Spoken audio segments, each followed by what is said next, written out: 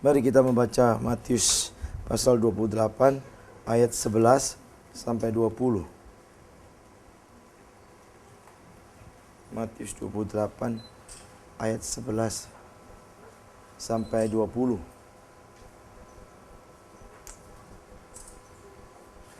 Mari kita baca pertanggapan, saya baca ayat yang ganjil, saudara yang genap, demikian seterusnya. Matius 28, ya. Silakan Alkitabnya dibuka atau HP kudusnya dibuka. Begini firman Tuhan, ini dusta mahkamah agama. Ketika mereka di tengah jalan, datanglah beberapa orang dari penjaga itu ke kota dan memberitahukan segala yang terjadi itu kepada imam-imam kepala.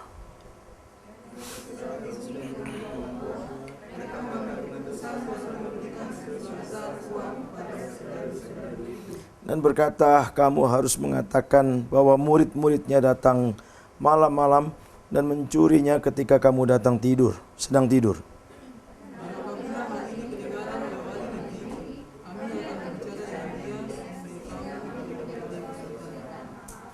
Mereka menerima uang itu dan berbuat seperti yang dipesankan kepada mereka, dan cerita ini tersiar di antara orang Yahudi sampai sekarang ini. Terus?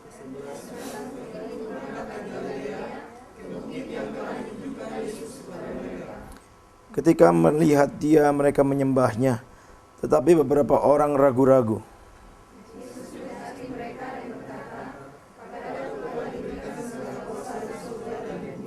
Karena itu pergilah, jadikanlah semua bangsa muridku, dan baptislah mereka dalam nama Bapa dan Anak dan Roh Kudus.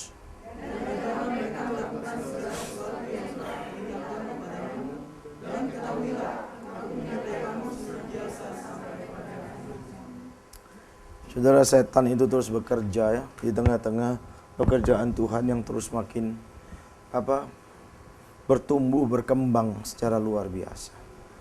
Ya. Yesus memberikan satu perumpamaan yang sangat menarik tentang jenis-jenis tanah yang ada, bukan? Ada yang berbatu, semak duri, ya. Ada tanah yang subur dan sebagainya. Saudara, perumpamaan itu harus kita ingat terus. Ya, itu menunjukkan satu kondisi yang bukan permanen. Satu saat kita bisa menjadi tanah yang subur, tapi di lain kesempatan kita bisa menjadi tanah yang berbatu, ya, bersemak duri. Tidak menjamin kepintaran seorang dokter. Dia bebas dari perangkap di si jahat, nggak ada. Maka betapa pentingnya komunitas semacam ini, saudara. Untuk kita saling menguatkan dan mengingatkan dan menopang, mendoakan, ya, dan terus bekerja dan berkarya di ladang Tuhan, ya. Ini sesuatu yang sangat menyedihkan, Pak. Saya kalau ada korban-korban semacam ini, saudara, waduh, hati saya rasa marah sekali, ya. Marahnya kepada setan karena dia bekerja dan berhasil, ya. Kan udah ada hasilnya, kan, seperti itu, ya. Karena apa? Karena dia keluar daripada komunitas. Setan menyerang dengan mudah. Ya. Ini konteks di mana Yesus sudah bangkit. Ya. Kalau kita lihat di sini. Di dalam ayat 11 jelas ada laporan yang sangat jelas di dalam bagian ini. Ya. Yaitu para penjaga melaporkan kepada para imam. Ya. Nah, kita lihat, saudara, di dalam ayat 12-13. Penjaga itu menceritakan kalau mereka melihat bahwa kubur itu kosong. Ya. Di mana jenazah Yesus tidak ada. Siapa orang suka dengan jenazah, saudara? Biar orang paling top pun kalau udah mati, ya tetap orang akan menjauhi, benar nggak? Kalau dia masih hidup, dia top, orang mau dekat semua, benar nggak? Kalau dia sudah jadi jenazah kan pasti dijauhi, ya kan? Walaupun sudah diformalin sekalipun, ya kan? Biar sudah dibalsam sekalipun, ya, tetap kan tidak nyaman dekat dengan jenazah, ya. Nah, kita lihat di sini, saudara, ya.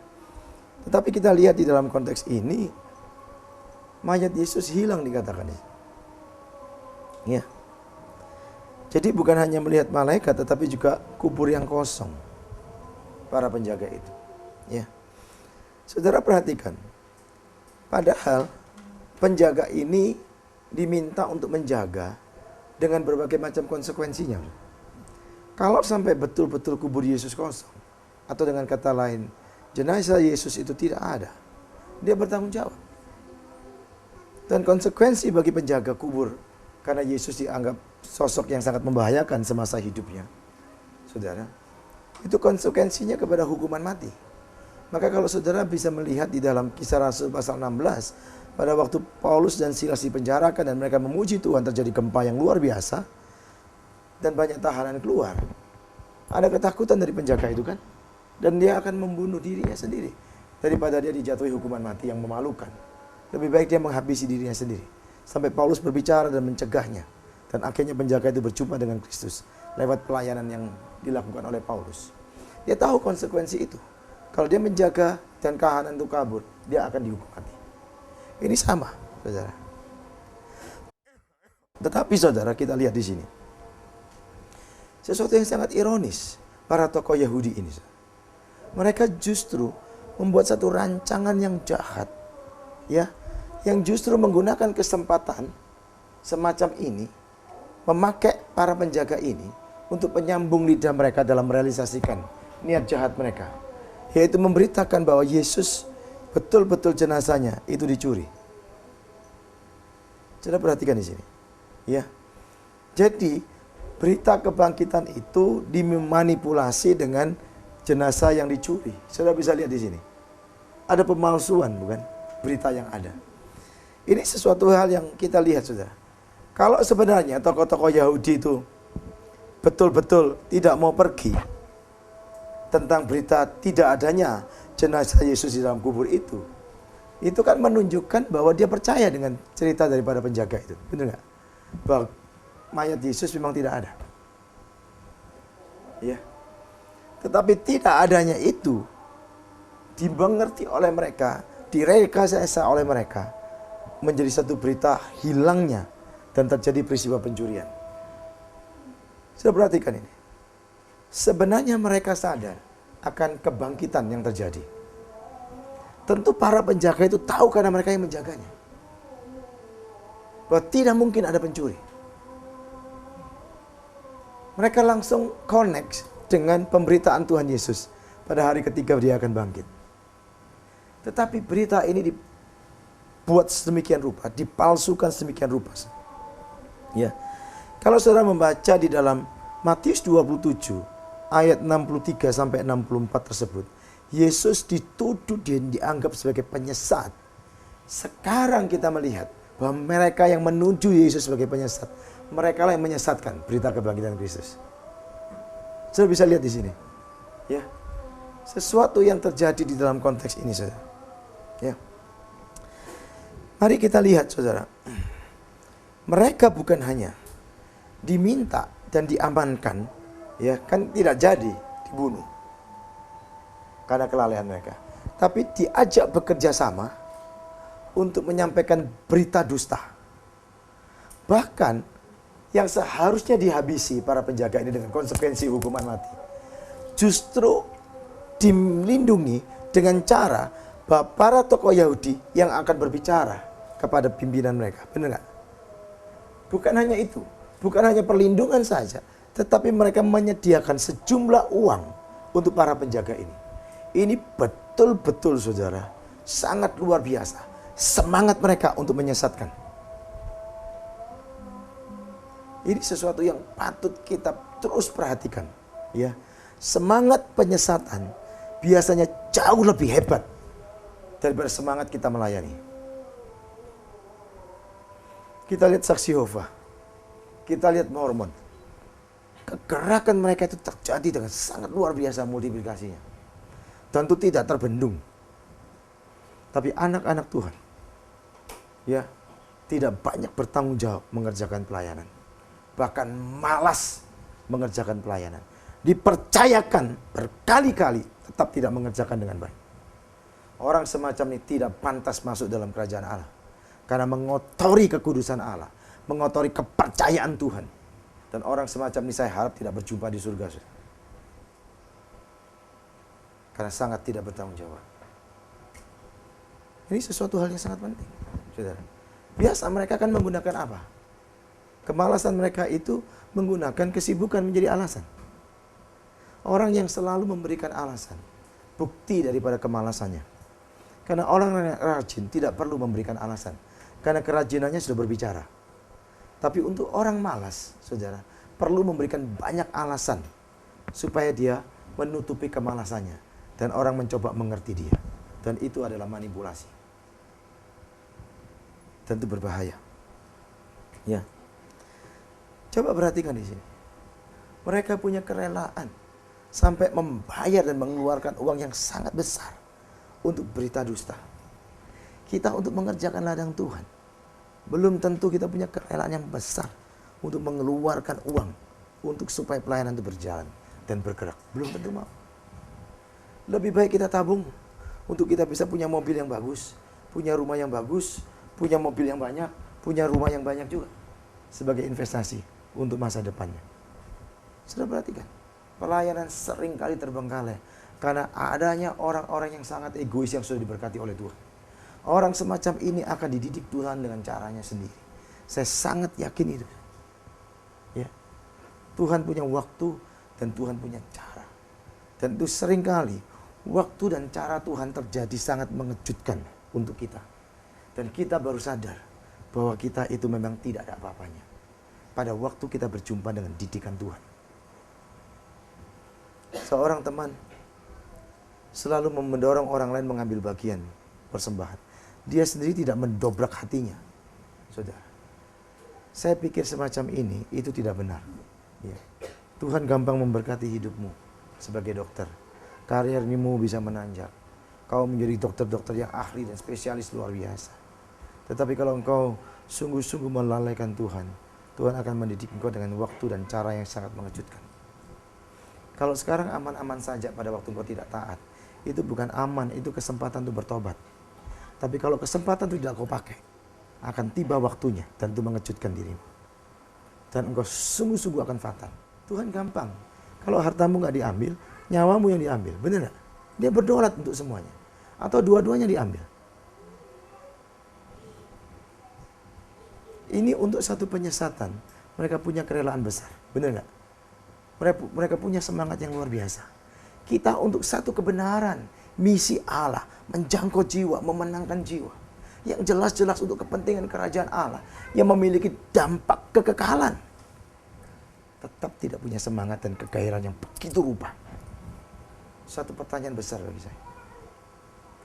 Kalau sampai ladang Tuhan, pelayanan Tuhan itu, sampai kekurangan uang dan sebagainya. Yang harus disalahkan adalah para alumni yang sudah diberkati oleh Tuhan. Tidak mengambil bagian dengan sangat limpahnya.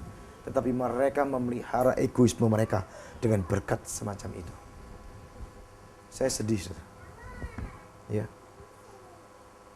Dokter punya peranan yang sangat-sangat luar biasa strategisnya dibandingkan profesi yang lain. Karena bersentuhan langsung. Ya. Itu sama profesi dokter dengan pendeta. Maka itu banyak orang mengatakan, jangan menikah dengan dokter dan pendeta. Kerjaannya terlalu sibuk. Kadang-kadang keluarga bisa nomor sekian. Ya. Bayangin baru mau istirahat. Ada calling dari rumah sakit. Kondisi pasien labil lagi. Ya kan? Ini bagaimana pihak rumah sakit, suster telepon. Dok, gimana dok?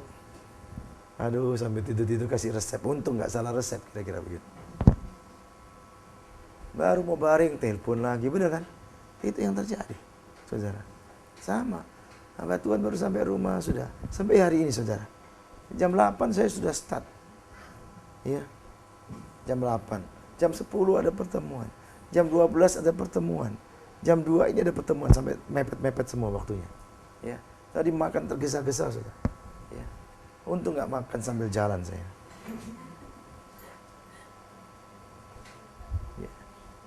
Di tengah-tengah fisik yang tidak memungkinkan. Saya hanya berdoa minta kekuatan Tuhan saja. Apalagi obat-obat semacam ini kan biasanya banyak kuat obat tidurnya. Sampai saya ngantuk ini. Jangan-jangan saya khotbah nanti di medis, tahu-tahu saya tertidur kira-kira gitu. Kan gawat, saudara. Karena ini baru berangkat, saya minum obatnya lagi. Ya. Wah, saya tadi minum. Tuhan tolong ya supaya obat ini. Karena saya tadi mau pertemuan yang jam 10, saya minum itu, saudara. Saya sudah mulai limbung-limbung itu, saudara. Dengan mereka, ini para alumni. Saya bilang, aduh, saya mau baring dulu ya. 15 menit, setengah jam saya bilang. Baru pertemuan berikutnya dengan yang kelompok yang lain, kelompok staff. Padat luar biasa. Ya. Saya kirim ya berita ini ke istri saya bilang, waduh nggak ada istirahatnya gimana? Saya bilang, ya nantilah istirahat di surga, saya bilang. Semua berjuang, saudara. Harus punya kerelaan lebih. Tatkala ladang itu sedang menuntutnya, nggak ada cara lain. Kita memperbesar kerelaan kita, memperluas kerelaan kita, nggak ada cara lain. Kadang-kadang kita masuk ke dalam situasi yang menuntut kerelaan itu, ya. Tetapi kalau kau memberikan kerelaan itu, engkau punya implikasi besar. Karena Tuhan tidak akan turut campur tangan. Tuhan pasti terlibat lebih jauh di dalam kerelaan untuk memiliki implikasi yang besar sekali. Ya, entah saat itu, entah yang akan datang, pasti terjadi. Nah, kita lihat, saudara. Cerita dengan berita kebohongan, semangat semacam ini, dengan kerelaan yang sangat besar, dengan pemberian uang yang begitu limpah. Saudara, kita lihat. Ya. Jika orang jahat memberikan sejumlah besar uang untuk mengembangkan satu berita dusta, saudara, bagaimana dengan orang-orang yang sudah mengenal Kristus, yang diselamatkan dalam anugerahnya, sudah seharusnya tidak memberikan uang kecil itu untuk pelayanan. Tidak seharusnya memberikan uang sekedarnya untuk pelayanan. Tidak, saudara. Ya, dengan bersungut-sungut. Enggak. Saudara, sudah seharusnya kita berani memberikan semaksimal mungkin untuk pemberitaan kebenaran ini. Diperlukan hati yang punya kesadaran bahwa hidupmu karena anugerah Tuhan. Semua yang kau miliki juga adalah anugerah Tuhan. Dan kau hanya diminta untuk mengelola berkat-berkat tersebut. Ya. Engkau tidak punya hak untuk menahannya. Engkau diminta untuk mengelola di dalam hikmat-Nya. Kadang-kadang ada situasi tertentu harus menguras tabungan kita untuk pekerjaan Tuhan itu. Misalnya ada camp medis, fundraising jalan, tapi pada akhirnya notok, gak bisa. Maukah kita mengeluarkan tabungan kita? Itu kan tidak nyaman, benar gak? Kalau bisa nambah kan, tapi ini berkurang.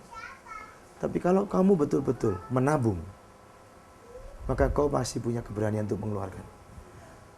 Tetapi kalau kau betul-betul menimbunnya, engkau tidak punya keberanian untuk mengeluarkan. Karena kalau kau menimbun, itu cermin daripada ketamakan hatimu. Orang yang tamak adalah sangat sulit bisa memberi lebih. Tetapi orang yang menabung adalah orang yang mengelola berkat Tuhan dengan bertanggung jawab. Tatkala Tuhan memintanya, dia dengan secara leluasa akan mengambil bagian dengan sukacita. Sekarang yang kau tabung itu cermin daripada ketamakan hatimu atau cermin daripada tanggung jawabmu mengelola berkat Tuhan. Tipis kan? Sangat tipis. Yang tahu dirimu sendiri. Saya kalau lihat alumni sukses, dokter sukses, itu nggak bangga. Kalau dia tidak bisa memberikan hidupnya untuk Tuhan, nggak ada gunanya. Semua sementara. Biar uang miliaran nggak ada gunanya. Saya ngomong gak ada gunanya karena saya juga punya uang miliaran, jadi tahu gak ada gunanya. Maka tahu gak ada gunanya, maka saya bagikan.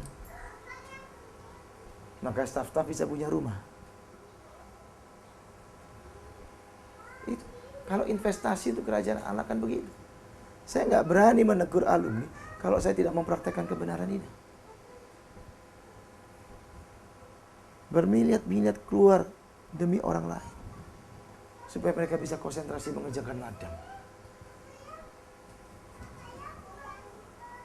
Kalau saya mengasihi mereka, mendoakan mereka, tapi saya punya kemampuan finansial yang seharusnya bisa menolong mereka, tetapi saya tidak berikan, doa saya, kasih saya itu pasti palsu. Kalau ada orang minta pertolongan dari engkau punya kesanggupan menolongnya, tetapi kau hanya mengirim doa dan mendoakan saja, doamu gak ada gunanya. Tuhan sedang menguji kemurahan hatimu pada waktu orang datang mengutuk hatimu. Bukan doamu yang diperlukan untuk dia, ya, tapi tabunganmu yang diperlukan untuk dia. Kau perlu berdoa untuk dirimu supaya punya kemurahan hati mendoakan dan memberikan orang semacam ini. Ya, itu saudara, kalau kau punya perspektif Alkitab yang benar, ya, ini benar loh saudara. Hamba Tuhan belum tentu punya kemurahan hati loh saudara. Belum tentu. Zaman sekarang banyak hamba Tuhan yang mencari untuk kepentingan sendiri, menjual mimbar ini untuk kepentingan mereka. Terlalu banyak. Ya. Tapi saya tidak pernah peduli dengan hal semacam itu. Ya, saya diwawancarai oleh majalah nasional atau lembaga rohani, majalah rohani. Ditanya tentang gembala upahan dan sebagainya. Saya diwawancarai begitu. Ada beberapa tokoh di situ. Saya bilang, saya tidak peduli dengan mereka. Karena mereka mengatakan bagaimana sekarang zaman sudah berubah. Dengan alasan profesionalitas, sebenarnya mereka ingin mencari uang sebanyak-banyaknya. Ya. Dan sebagainya. Saya katakan, itu urusan mereka. Seseorang bisa mengerjakan visi dengan motivasi apapun. Motivasimu buruk, kau tetap bisa mengerjakan visi itu. Tetapi kau tidak punya dampak apapun di dalam kau mengerjakan visi itu. Ya. Visi harus dikerjakan dengan motivasi yang benar di hadapan Tuhan. Visinya bisa benar, motivasinya bisa salah. Maka kita harus hati-hati. Kau bisa punya visi pelayanan medis dengan benar, tapi belum tentu engkau mengerjakan dengan motivasi yang benar. Kau harus jaga hati nurani ini di hadapan Tuhan. Ya, perhatikan di dalam konteks ini. Jelas penjaganya yang menjaga kubur Yesus itu kan bukan 1-2 orang, pasti banyak. Karena ini sosok tokoh yang membahayakan, benar nggak? Sudah perhatikan di sini. Sampai itu begitu rupa dimeteraikan, ya. Bayangkan, masa mungkin mereka semua tidur, benar nggak? Itu kan nggak masuk akal. Saudara, perhatikan di sini, ya.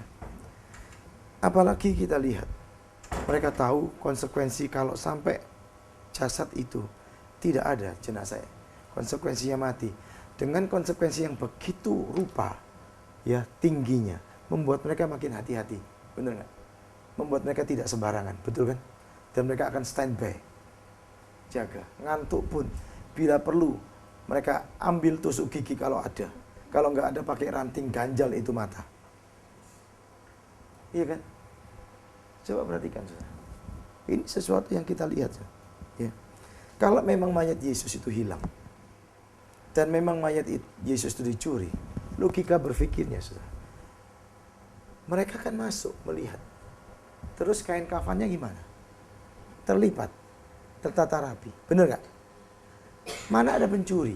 Saudara, tahu dengan penjagaan yang ketat semacam itu kemudian apa? Mencuri masih lepas dulu. Semua itu. Udah dilepas, ditata lagi dulu. Ini kan berlambat-lambat, benar gak?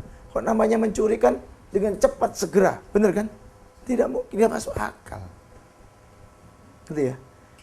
Kelihatan bohongnya kan cerita ini. Saudara, itu kan tidak masuk akal. Dicuri dan tempatnya rapi sedemikian, tidak masuk akal.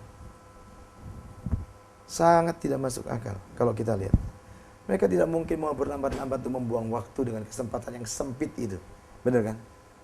Tentu mereka akan segera lakukan. Kalaupun memang betul mereka menuduh murid Yesus sebagai pencurinya, kan tidak terlalu sulit bagi mereka. Benar kan? Mereka punya pasukan kok. Jumlah penduduk tidak sebanyak sekarang, benar kan?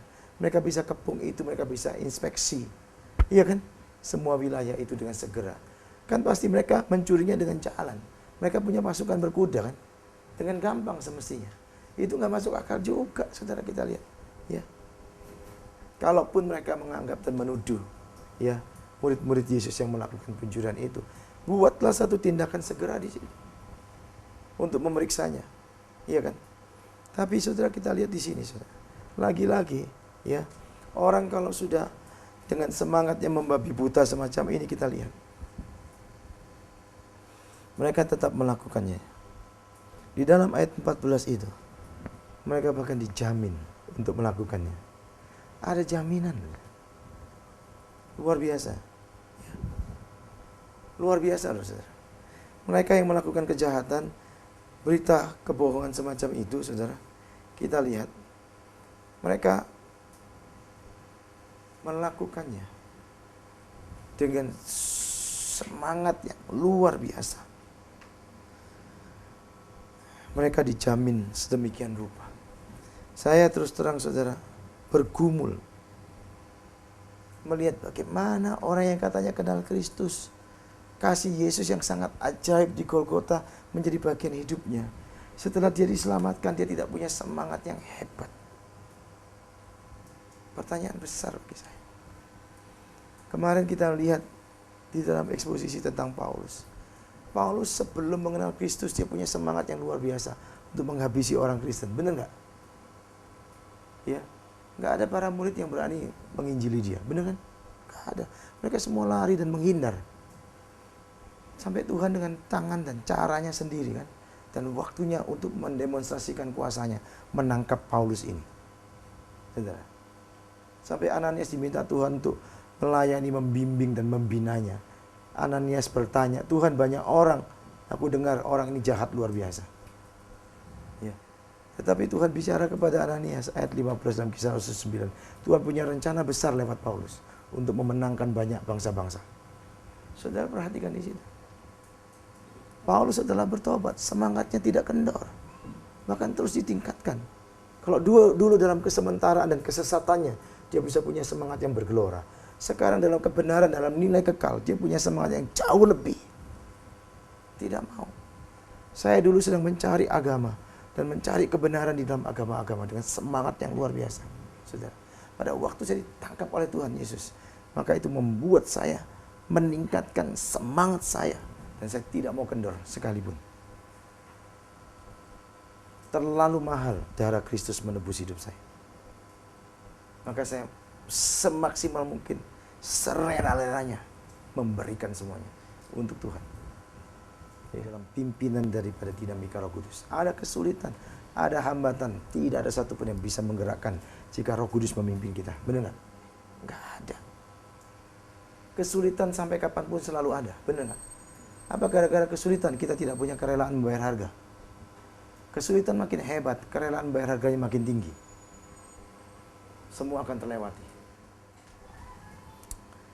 Penjaga itu mendapatkan sejumlah besar uang hanya untuk satu kegerakan penyesatan. Banyak orang yang punya kerelaan besar. Sekarang saudara, kita lihat di dalam ayat 16 sampai 20. Ini kan amanat yang Tuhan berikan kepada para murid. Sudah sangat jelas. Ya. Yesus memanggil dan meminta mereka.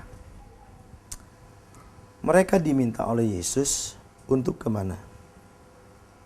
Ya, ke Galilea. Kenapa? Kenapa mereka diminta ke sana? Coba perhatikan dalam pasal 28 ayat 10 itu. Maka kata Yesus kepada mereka, jangan takut, pergi dan katakanlah kepada saudara-saudaraku supaya mereka pergi ke Galilea. Benar nggak? Itu kepada murid-murid yang lain. Kenapa, saudara? Kok nggak ke Yerusalem saja? Kan lebih enak ke Yerusalem. Supaya orang-orang yang baru saja ya menghabisi Yesus itu, sekarang kau lihat, kira-kira gitu. Yesus supaya mendemonstrasikan kuasanya di Yerusalem. Yesus tidak lakukan itu. Setelah kematian Yesus, semangat para murid itu patah semua. Benar nggak? Maka kalau sudah baca konteks Yohanes pasal 14 itu, ya, Yesus mengatakan jangan gelisah hatimu dan sebagainya, aku pergi ke rumah Bapa. Para murid, saudara, pada waktu mendengar penderitaan Tuhan Yesus dan sebagainya, mereka patah semangat. Ya, kenapa? Sebentar lagi Mesias ini akan menderita. Dalam konsep mereka, Mesias itu tidak menderita. Mesias itu keluar sebagai pemenang. Itu nanti dalam kedatangan yang kedua. Kalau datangan pertama, Mesias itu harus menderita lebih dahulu. Ya, konsep itu yang keliru dibangun, saudara. Coba perhatikan lebih jauh. Akibatnya apa? Mereka menahan Yesus. Petrus kan menahan Yesus. Egois banget. Kenapa? Begitu Yesus mati, dikuburkan, apa yang terjadi? Semua orang yang tadinya menyerang Yesus sekarang beralih menyerang para murid. Benar nggak? Jadi para murid ini egois. Kalau ada Yesus, Yesus jadi bemper mereka. Iya kan? Serangan kan tidak ditujukan kepada murid, serangan ditujukan kepada Yesus, saudara. Jadi mereka senang kalau Yesus tetap ada bersama mereka secara fisik itu, supaya serangannya tidak kepada mereka. Ya, coba perhatikan, saudara. Ya. Ini yang kita lihat, saudara. Ya. Maka Yesus menghendaki mereka di Galilea, karena ada dua peristiwa besar di Galilea. Yang pertama dalam Matius pasal 4 ayat 18-22. Pertama kali para murid dipanggil di Galilea. Mereka diingatkan, jangan patah semangat. Mereka diingatkan, kau dulu penjala ikan, sekarang menjadi penjala manusia. Jangan beralih kembali kepada penjala ikan. Kan mereka sempat lakukan itu di dalam Yohanes pasal 21, iya kan? Mereka sempat melakukan itu. Dikatakan jangan, ya. Tuhan minta mereka tetap standby, ya. Jadi peristiwa pertama adalah membangkitkan cinta mula-mula mereka kepada Yesus dalam panggilan mula-mula itu. Saudara, itu yang pertama. Kenapa harus Galilea? Yang kedua di dalam Matius pasal 8, saudara, ayat 23 sampai seterusnya. Pada saat para murid itu di perahu dan ada angin badai yang luar biasa dan mereka tenggelam di Galilea juga, benar nggak? Yesus menghardik, menjinakkan. Dia berdaulat terhadap alam semesta. Dia yang memanggil, dia yang mengutus, dia yang berdaulat terhadap seluruhnya, dan dia yang berkuasa. Sebenarnya, kalau kita dipanggil oleh Tuhan, dan kita diutus oleh Tuhan untuk mengerjakannya, yang ngutus itu punya kuasa yang luar biasa hebatnya. Apa yang mau ditakutkan? Gak ada. Kalau kalian menjadi dokter-dokter di pelosok-pelosok sana, ingat ada Tuhan yang menyertai engkau yang jauh lebih hebat daripada semua kesulitan itu. Kalau kau cari aman saja, tidak mau masuk ke pelosok-pelosok itu, mau cari aman di kota-kota terus, benar nggak? Itu daerah-daerah di pedalaman-pedalaman butuh kehadiran kalian di sana. Jangan punya impian jadi dokter tuh kaya, jadi dokter tuh terhormat. Tidak, kau harus memikirkan kerajaan Allah lewat profesimu. Itu menjadi impianmu. Bukan mengumpulkan dan mendapatkan kekayaan lewat profesimu. Bertobat kalau kau punya cara itu. Nggak ada bedanya kau dengan yang lain. Semua itu punya nilai kesementaraan. Kenapa kau ikutin? Bener nggak? Semua itu sementara, saudara. Kenapa kita hanya mau untuk yang sementara? Nggak perlu. Ini sesuatu yang sangat penting. Ya. Jadi saudara, kita lihat Yesus berdaulat terhadap alam semesta. Saya tanya sekarang, siapa yang bisa menjinakkan alam semesta?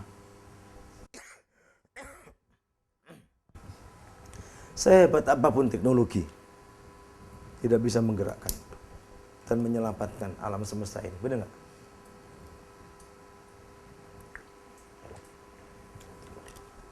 Jepang dulu kurang maju apa, saudara? Dengan teknologinya, benar nggak? Nggak bisa membendung tsunami. Justru tsunami terjadi di daerah yang tidak rawan tsunami.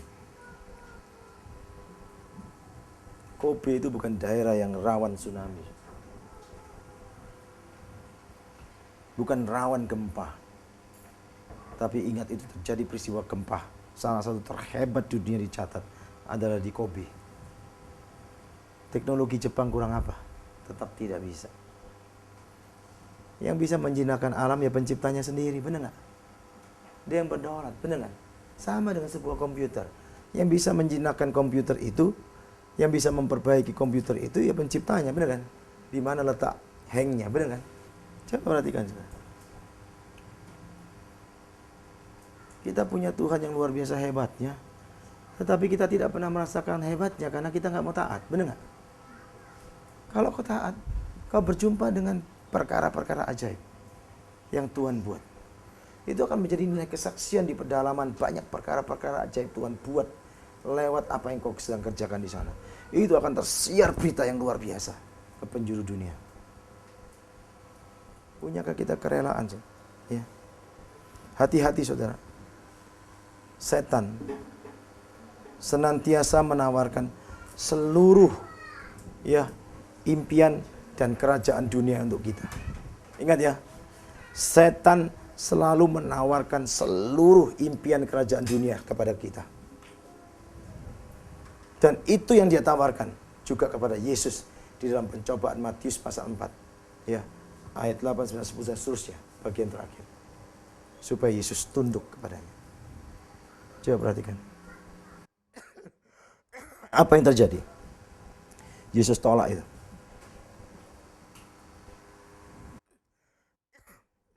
Tawaran semacam itu ditolak oleh Yesus. Akibatnya apa? Akhirnya Yesus mendapatkan segala sesuatunya yang begitu limpahnya dari Bapaknya sendiri. Benar nggak? Saudara, kita akan lihat lebih jauh dalam terang firman Tuhan dalam bagian terakhir. Kalau kita melihat di sini, saudara, ayat 19-20, ini kan ada mandat memuridkan. Ya, mandat untuk memuridkan bagi para murid. Kalau kita lihat di sini. Ya. Saudara, mandat memuridkan ini kan terkait kuat dengan mandat budaya dan mandat Injil. Tidak bisa dilepaskan. Kita bekerja sebagai bagian daripada pemenuhan mandat budaya. Jadi kalau ada orang, dan ini banyak orang, ya, bukan ada buku juga, saudara. Ya, saya pikir yang tidak bertanggung jawab di dalam tulisan dan pengajarannya. Saudara, pekerjaan kita itu bukan pelayanan kita. Itu konsep yang salah, saudara. Sehingga banyak membuat alumni tidak menyediakan waktu melayani, sudah tidak perlu rasa bersalah. Profesi kita, pekerjaan kita itu mandat budaya. Kita diperintahkan untuk melakukan itu. Ya, kalau kita melakukan ketaatan kita kepada mandat budaya dengan cara kita melayani orang-orang yang ada di sekitar kita, itu Tuhan mau lakukan itu kan untuk kita, benar nggak? Tapi esensi profesi kita bukan adalah pelayanan kita. Esensi profesi kita adalah pemenuhan terhadap mandat budaya itu sendiri. Ya. Sedangkan pelayanan itu sebagai respon ucapan syukur terhadap anugerah keselamatan yang diberikan kepada kita. Maka di tengah kesibukan mengelola profesimu, kau harus punya waktu untuk Tuhan dalam memberikan pelayanan. Jangan pakai alasan kesibukanmu menolak engkau menyediakan waktu melayani. Engkau berdosa di hadapan Tuhan. Sudah diselamatkan, sekarang tidak menyediakan waktu melayani. Dan pakai alasan profesinya. Saya katakan tidak benar. Saudara. Ya. Pekerjaan itu kan pelayanan, tidak benar. Maka ada buku yang bagus yang Perkantas terbitkan, Perkantas Surabaya terbitkan itu. Pekerjaanmu adalah bagian daripada pekerjaan Allah. Sudah pasti baca buku itu. Itu buku yang sangat bagus, memberikan satu perspektif yang tepat tentang pekerjaan dan pelayanan.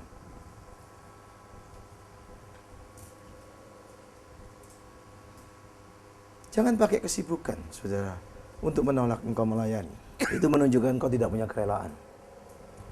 Ya. Coba perhatikan, para murid dipanggil Tuhan di tengah-tengah kesibukannya, sedang merapikan jala mereka, benar nggak? Bukan nganggur-nganggur mereka, saudara. Mereka dipanggil di dalam kesibukannya. Ya. Tuhan tidak mungkin memanggil orang-orang yang nganggur-nganggur, yang malas-malas itu, enggak. Untuk apa yang semacam itu? Ya. Justru orang-orang yang punya kesibukan dengan mengerjakan tanggung jawab mandat budayanya itu, Tuhan mau mereka juga mengerjakan dan memberikan respon dengan tepat dengan penyediaan waktu. Kalau waktumu tidak memungkinkan memegang begitu banyak kelompok, ya satu kelompok saja. Kalau kamu tidak memungkinkan memegang begitu banyak jabatan organisasi, ya satu saja, saudara. Ya. Jangan sampai, saudara, kau buka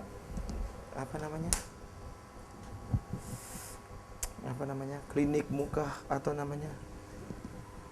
sampai kau mengabaikan jam PA, itu nggak benar. Itu nggak benar. Ya. Di Kediri itu loh, saudara. Itu banyak teman-teman dokter yang ikut. Mereka tutup. Ya kan? Kalau jam itu mereka buka lebih awal sampai sekian, setelah itu tutup. Mereka nggak ngerti, padahal banyak terkenal. Tapi kenapa doa kolon? Karena saya perlu belajar firman Tuhan. Ngomong sama pasiennya. Dia tutup. Kita PA juga di Dharma Wisata itu kan mayoritas dokter semua di situ. Di rumahnya khotbah sahabat dia, si Billy, spesialis jantung itu. Oh, dia menjadi spesialis yang terkenal kan di Surabaya, sudah. Banyak sekali. Istrinya juga THT terkenal, sibuknya luar biasa. PA tetap datang. Tetap. Ya. Kau hati-hati loh. Kalau kau tidak terus hidup dengan firman, terlalu rawan banyak dokter yang jatuh-jatuh itu, sudah. Terlalu banyak. Pasien saya dalam konseling itu banyak juga dokter, sudah, yang bertumbangan. Mereka sukses. Ada yang jatuh dengan detailernya, ada yang jatuh dengan susternya, ada yang jatuh dengan sama-sama profesi dokternya. Banyak. Kalian tidak imun. Saya sebagai hamba Tuhan tidak imun terhadap pencobaan dan dosa itu.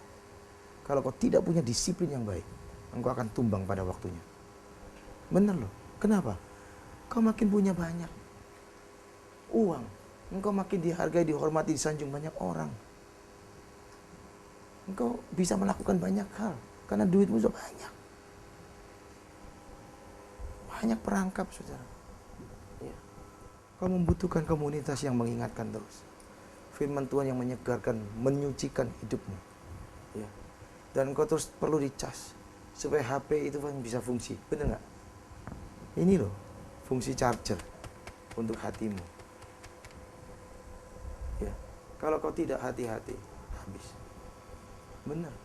Nggak ada profesi yang imun untuk tidak ditumbangkan. Di mana setan bekerja keras. Justru paling keras berprofesi sebagai dokter. Ya, berprofesi sebagai hamba-hamba Tuhan. Karena bersentuhan langsung dengan manusia. Benar nggak? Itu rawan sekali, saudara. Sangat rawan. Ya. Berpuluh-puluh tahun membangun pelayanan alumni, saudara. Berapa banyak alumni yang bertumbangan. Karena merasa sok mampu, sok hebat, sok rohani. Tumbang. Saudara. Banyak meninggalkan Tuhan. Keluarganya morat-marit, cerai, punya simpanan. Ini penting. Kita lihat. Kalau Yesus Kristus itu bukan satu-satunya Tuhan Juru Selamat, tidak mungkin ada mandat untuk ini. Memulihkan semua bangsa. Benar nggak? Karena Yesus satu-satunya Tuhan Juru Selamat, maka mandat ini menjadi mandat yang sangat emergensi. Untuk kita tidak boleh lengah. Kita harus siaga untuk memberitakan. Kenapa saya terus mau mengerjakan pemberitaan Injil? Padahal, bayangin gereja-gereja, ya, di semua tempat minta saya untuk apa? Untuk menjadi pendeta. Saya katakan, saya tidak terpanggil di sana. Saya kayak terus memberitakannya, terus memberitakannya, terus memberitakannya, terus memberitakannya. Perhatikan, saudara. Ya, karena Yesus Kristus satu-satunya Tuhan dan Juru Selamat, dan tidak ada keselamatan di luar Dia. Ini membuat situasi kita emergensi. Kalau sekarang ajaran daripada gereja-gereja liberal yang mengatakan semua agama sama saja, ya, semua jalan menuju ke surga, saya katakan gawat. Dan itu berkembang ajaran itu dalam gereja-gereja, dan itu menyulitkan kita sekarang. Saya nggak peduli dengan itu, saya terus memberitakan Injil bersama teman-teman yang lain. Saudara perhatikan, kalau kita lihat di dalam konteks firman Tuhan ini. Sekarang kita membandingkan, saudara, ya, perikop di dalam ayat 11 sampai 15 dengan perikop yang ada di dalam ayat 16 sampai 20, ya. Coba perhatikan, saudara. Kalau kita lihat di dalam bagian ini. Dalam ayat 13, ya, secara khusus sampai 15. Di situ mereka, para penjaga, dikasih perintah untuk menyebarkan berita bohong tentang kebangkitan Kristus, bahwa Kristus, mayat Yesus, dicuri. Ada perintah untuk itu. Bahkan ayat 14, ada jaminan, ada perlindungan dari para tokoh-tokoh Yahudi kepada penjaga-penjaga itu. Kalau saudara melihat di dalam ayat 15, ada apa? Ada ketaatan dari para penjaga itu untuk mulai menyiarkan berita kebohongan. Betul?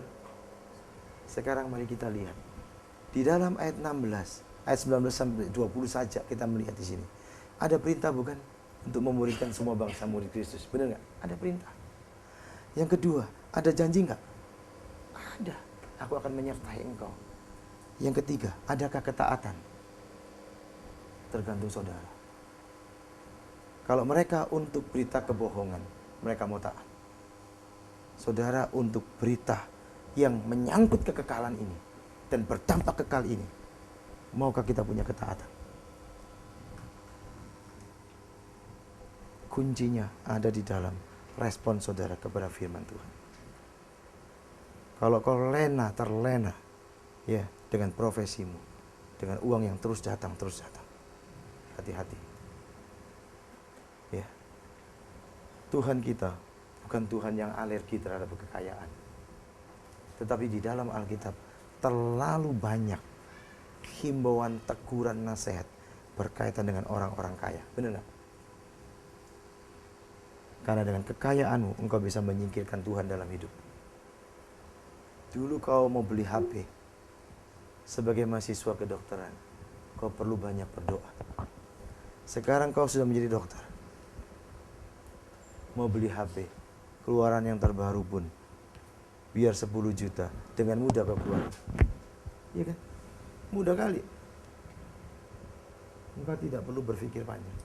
Cilakanya, ada satu dokter, masih mahasiswa kedokteran, mungkin koas, mungkin baru jadi dokter, HP-nya banyak banget.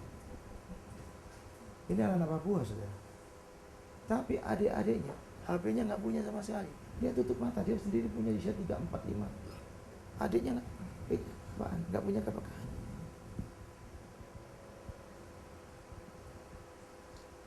Ini penting, saudara. Ya. Sekarang kau punya apa-apa, kau nggak perlu berdoa lagi. Karena doamu sudah diganti dengan kemampuan finansialmu. Benar nggak? Bahaya. Akibatnya apa? Engkau tidak bisa membedakan mana itu keinginanmu, mana itu kebutuhanmu.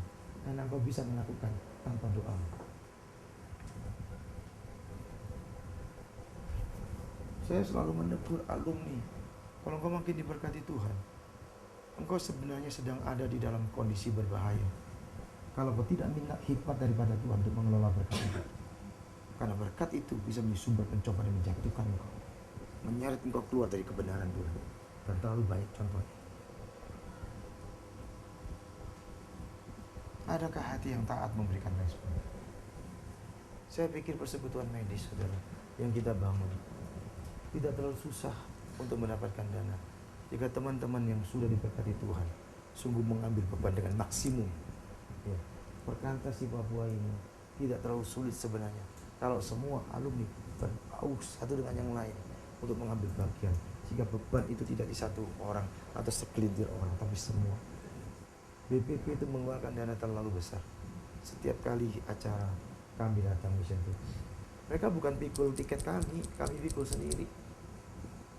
Orang mengatakan gini, wah enak ya kamu terus ke Papua, duitmu banyak dong. Khotbah saya dapat, aduh. Saya bilang, ayo gantian yuk, kamu di provisi tempat saya. Kamu baru akan tahu melihat. Saya tidak pernah mencari keuntungan lewat pelayanan. Salah. Saya di Hong Kong, di China pelayanan. Mereka bisa beli ke saya dengan uang dolar. $1 pun, Rp1 pun saya tidak terima. Saya bilang kepada rekan ini, terima kasih saya terima, saya akan persembahkan kembali. Karena pekerjaan Tuhan di sini juga membutuhkan yang besar. Pulang dari Korea baru-baru ini, Februari. Mereka kasih saya berdolar-dolar. Ratusan dolar dikasihkan kepada saya. Saudara, transit jam 4 sore, saudara, di Jakarta. Jam 7 saya sudah mimpin PA alumni. Besok subuh saya datang.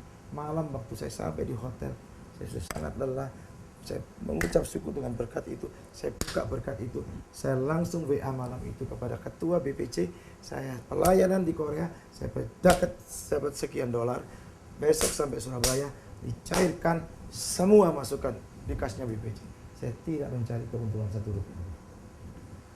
Dan saya minta BPC kirim ucapan terima kasih. Setiap tahun BPC selalu punya perhatian kepada staf untuk dinaikkan gajinya, karena kan situasi yang sedemikian rupa. Saudara, banyak alumni juga yang mengalami kesulitan dan sebagainya. Saya katakan, naikkan semua gaji staf. Tapi saya berterima kasih, untuk saya kau tidak perlu naik. Oh jangan, nanti yang lain bisa lebih tinggi atau sama dengan yang senior, gimana? Bagi saya tidak ada persoalan. Selama saya berpuluh-puluh tahun jadi staf Perkantas, tidak pernah gaji staf Perkantas cukup untuk hidup saya. 2 tahun saya tolak gaji BPC di tengah-tengah situasi yang sangat sulit, di tengah-tengah saya harus memikul beban mertua saya waktu itu yang memelihara hidup saya. Tuhan yang panggil saya. Kalau dia bisa menggerakkan alumni, puji Tuhan. Kalau dia bisa menggerakkan orang-orang lain, puji Tuhan. Banyak mujizat yang terjadi selama 2 tahun, selama saya tidak terima gaji. Sampai pada akhirnya setelah lewat 2 tahun itu, Tuhan limpahkan berkat besar untuk kami yang di luar pikiran manusia. Pada waktu terima berkat yang besar, istri berkumpul berdoa, bertanya. Dan akhirnya kami lepas berkat yang besar itu juga untuk semua staf bisa punya rumah. Saya tidak pernah mencari keuntungan dalam pelayanan. Saya ingin terus menjaga hati Tuhan. Saya heran kalau ada alumni-alumni diberkati Tuhan tidak mau mengambil bagian lebih lagi. Mereka suka sekali terus menabung. Bukan hanya menabung, mereka sampai menimbun. Itu tamak sekali. Saya katakan, kalau sampai pelayanan itu mengalami kesulitan, kekurangan dana, yang perlu disalahkan adalah alumni-alumni yang sudah diberkati oleh Tuhan dari semua profesi yang ada. Karena mereka tidak memiliki kemurahan hati untuk mengambil bagian beban lebih.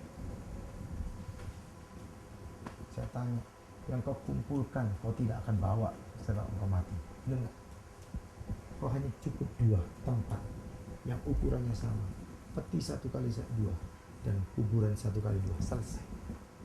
Semuanya kau tidak bisa bawa. Setelah saya membaca semua buku-buku yang berkaitan dengan sejarah kegerakan misi, tokoh-tokohnya di dalamnya, saya melihat sejarah kegerakan gereja, saya melihat semua tokoh, John Wesley, John Calvin, macam-macam. Saya mencoba, mereka adalah orang yang punya kesempatan untuk kaya banget. Mereka tolak untuk mereka menghambakan diri. Sehingga waktu John Wesley mati, ditemukan sepasang saja garpu sendok yang dari perak. Padahal dia bisa mewariskan waktu itu berpuluh juta US, tapi semua dipakai untuk gerakan pelayanan. John Calvin sampai akhirnya ditemukan hanya uang receh saja yang dia miliki. Sampai tokoh-tokoh Katolik mengatakan orang ini hidup tidak membutuhkan uang. Seluruh hidupnya dipersembahkan untuk Tuhan. Saya mengikuti jejak-jejak sejarah yang begitu luar biasa. Tapi banyak alumni yang justru mencari hal-hal yang sementara, yang dibuang itu, yang sampah itu, justru kita cari. Paulus di dalam Filipi pasal 3, semua kebanggaan dia sebagai seorang pengikut agama Yahudi dia miliki, tapi dibuang dan dia menganggap ini sampah. Tapi yang sampah itu dikejar oleh banyak alumni sekarang. Maka jangan heran, tatkala hidupmu memberikan tempat sedikit saja kepada keduniawian, engkau sudah tidak berkenan di hadapan Tuhan. Termasuk motivasimu. Waktu mahasiswa engkau punya idealisme, tapi begitu engkau sudah mulai bersentuhan dengan pasien banyak, berkat Tuhan banyak, idealisme bisa beruntuh. sekarang kita memuncul orang-orang model Pak Ahok, membutuhkan itu di kalangan kedokteran, benar nggak?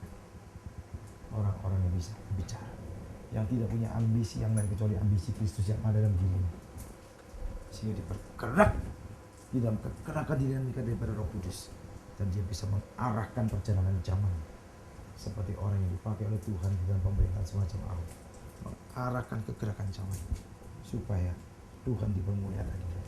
Dia tidak segan menyebut dirinya Kristen, dia tidak segan menyebut dirinya seorang Chinese, dia tidak peduli, karena aku cinta Indonesia. Aku tidak mau bangsa ini bangsa yang korup, yang menyiksa rakyat. Aku mau bangsa ini bangsa yang diperhatikan dunia, yang punya pengaruh dunia, dan bangsa yang dilihat bangsa yang bersih moralnya, kelakuannya. Saya bisa lihat. Maukah kita memberikan respon dengan ketaatan? Kau serahkan profesi yang begitu kudus ya, benar? Ya dicari oleh banyak orang, benar kan? Banyak orang pasti membutuhkan vaksin. Ya. Apalagi di tanah Papua yang tingkat kebersihan kesehatannya begitu rendah, kehadiranmu makin dibutuhkan, benar nggak? Engkau bisa menjadi berkat besar luar biasa. Apa yang kau cari di sini? Apa yang kau cari dalam hidup? Apa yang kau cari? Tuhankah? Atau uangkah? Popularitaskah? Atau apa? Kau sendiri yang bisa jawab. Tapi kau tidak bisa menipu Tuhan, tapi kau bisa memanipulasi saya. Ya. Jadilah hamba-hambanya yang berani menghambakan diri dengan wibawa dan kuasa Tuhan, bukan kuasa jabatan, dengan kuasa uang, tapi kuasa Tuhan yang hadir. Karena engkau punya integritas, engkau punya etos hidup dalam profesi yang dibangun dalam terang firman Tuhan. Mari kita berdoa.